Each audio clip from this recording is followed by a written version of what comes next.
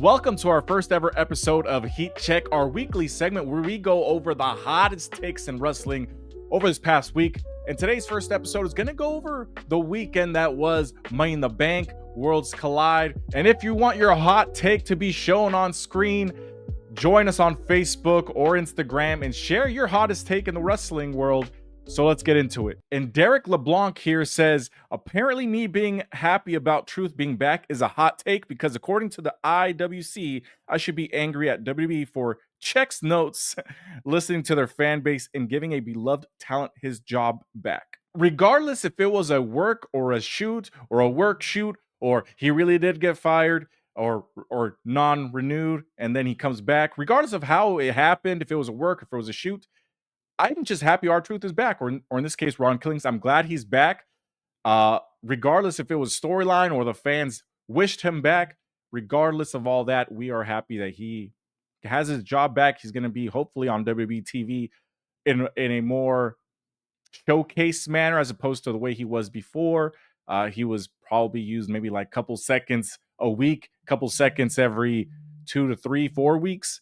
So he was very used sparingly in his previous run in WWE. But I'm just glad he's back. He's back. Hopefully he challenges John Cena once again as a serious character, which is Ron Killings. I'm glad to see his goofiness back. I'm glad to see, the hot tag and the Royal Rumble. I personally like his 5-finger shuffle, his 5 moves of doom that R-Truth does. Hey, I'm glad he's back. Let me know if you guys are as happy as I am that he's back. But hey, that's a good hot take, Derek. There are a lot of people out there upset about R-Truth being brought back and the way he was brought back. But hey, we should all be on the same page and happy he's back regardless of how it happened. Shelby Cobra says, props to the booker who did Worlds Collide. That was a banger. Worlds Collide was a great event, and I totally agree. We got the 5 matches. We had the 2 trios matches. We had Chad Gable versus Hijo del Vikingo. The tag match, Lola Vice, Stephanie Vaquer versus Chica Tormenta and Dalis. We also got that banger fatal 4-way match. So overall, it was a great show. I just love the way they gave the love to Lucha Libre and AAA. Everything from the beginning, the national anthem, which was screwed up for Mexico, but I mean, hey, it happens. Maybe she got nervous. I don't know, but it did get messed up. That was my only gripe about the whole event.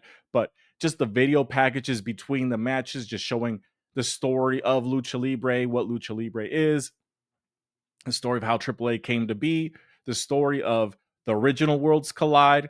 I just love this event from beginning to end. Mr. Iguana came out looking like a star. I need Mr. Iguana on my television screen Mondays, Wednesday.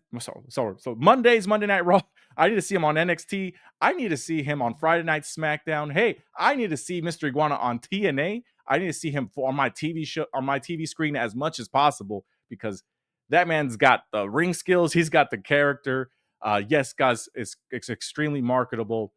I want to pet Yeska right here on my shoulder right now. I needed that yesterday. I needed that 2, 3, 4 days ago. But hey, we're all fans of Mr. Iguana. It seems like WWE is a fan as well because they've been spam posting Mr. Iguana and Yeska all over their Twitter feed, Instagram, Facebook.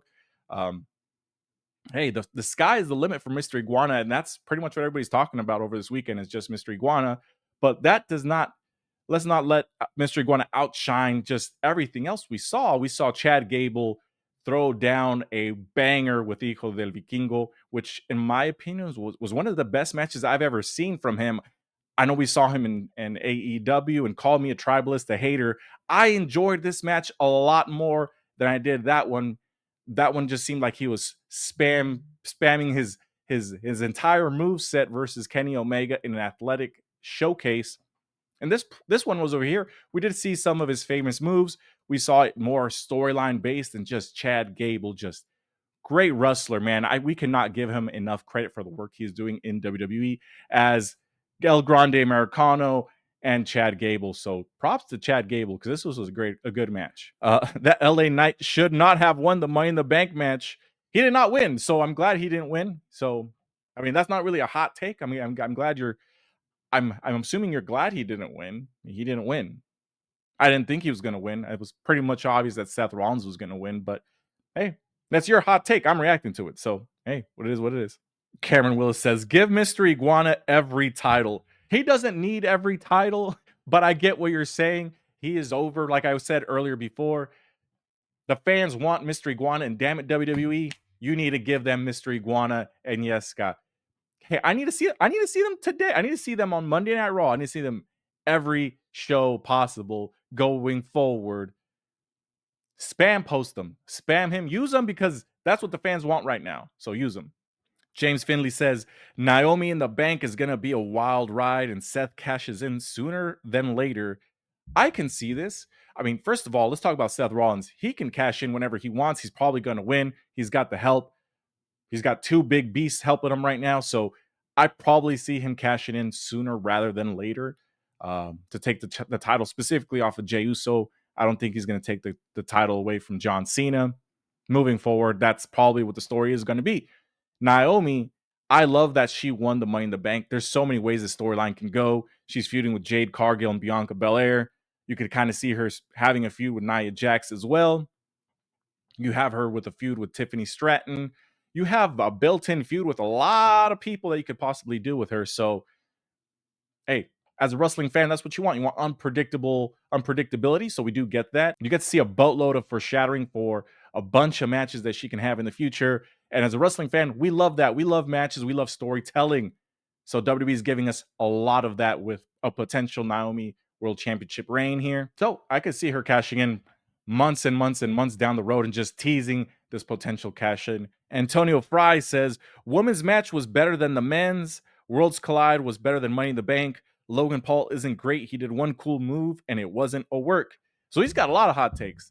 The women's Money in the Bank, I think, was a little bit better than the men's just because there's a little bit more of unpredictability involved in that. A little bit more of interesting spots. You got the Devil's Kiss on the ladder. That was unique. As for Worlds Collide being better than Money in the Bank, I think it's just because the hype going into it, me as a Mexican wrestling fan, lucha fan, I love seeing my culture in full on display. Bunch of wrestlers, bunch of lucha libre, and the show was overall great. I haven't seen any complaints about the show at all online. Nothing but praise for the luchadors. Also, Logan Paul isn't great. I do think Logan Paul is eventually going to be world heavyweight champion in the WWE, probably within a year, I would probably say, because he is a good wrestler.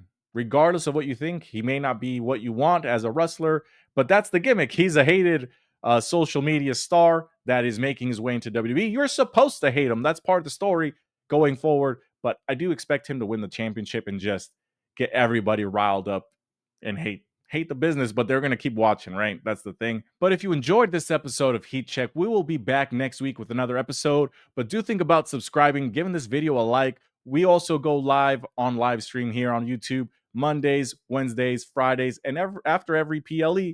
So don't forget to join us there. And most importantly, everybody, stay triggered.